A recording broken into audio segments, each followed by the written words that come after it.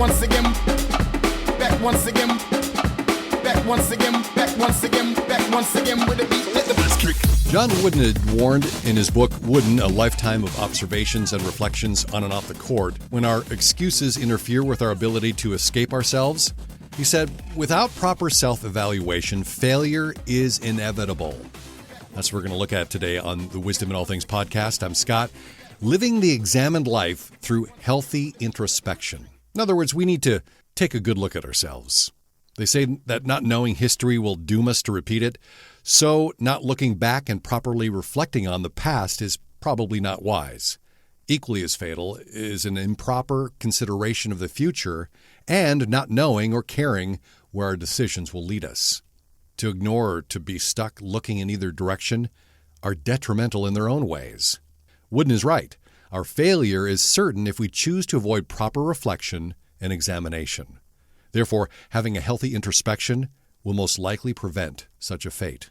Simply described, introspection is the act of looking within oneself. It involves both what we're thinking and feeling, but beyond just observation, we actually take the time to examine and evaluate. Included in our considering the past and the future is a good, hard look at where they intersect in the here and now. Indeed, having all three perspectives, past, present, and future, in view work together for our good. Looking inward will allow us to appropriate with care the benefit of hindsight and the expectation of what lies ahead. Introspection is a more formal step toward understanding what we think and feel and how we are able to handle those emotions and thoughts. Wooden echoes the bolder statement made by Socrates that the unexamined life is just not worth living, which is to say that a life worth living is only possible when examined. How could one argue that they are truly living if not for introspection? So how do we practice a healthy introspection? For some of us, that might come too easy. Self-reflection is constant and too often cruel. Introspection is always in session, especially for us introverts, and can lead to berating ourselves over and over again. Here are a few ways to exercise a healthy self-examination that allows us to look inside without becoming locked inside.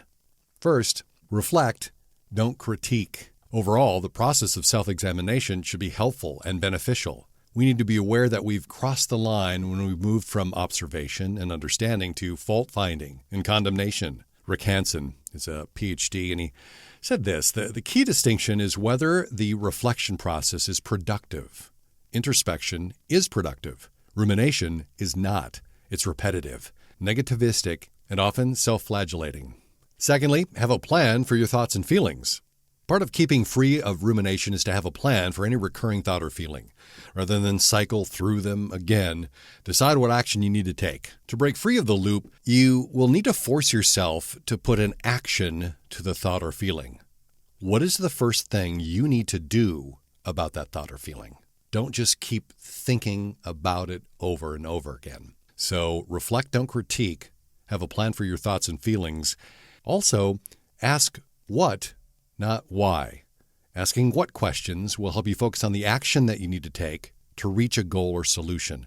Why questions tend to place too much attention on negative thoughts and feelings, which regulate us to the doom loop of obsessing on an issue rather than moving forward with a solution.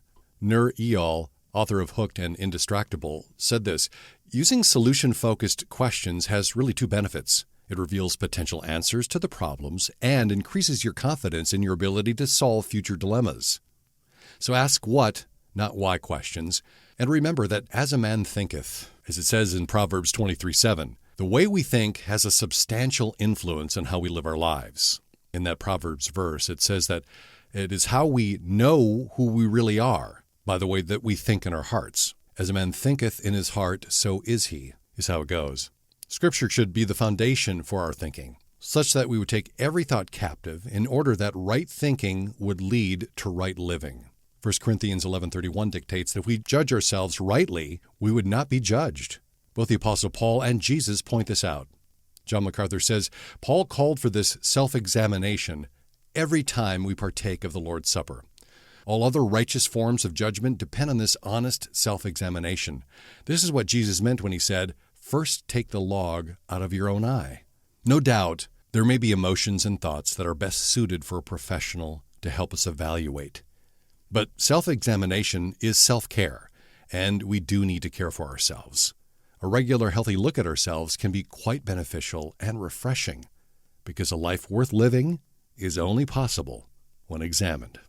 Thanks for listening to the Wisdom in All Things podcast. Also stop by the wisdominallthings.com website. You can get the podcast, you can get the emails, you can get, well, so very wise. There's articles on wisdom, quotes, and more from the New Testament, Old Testament, and Proverbs.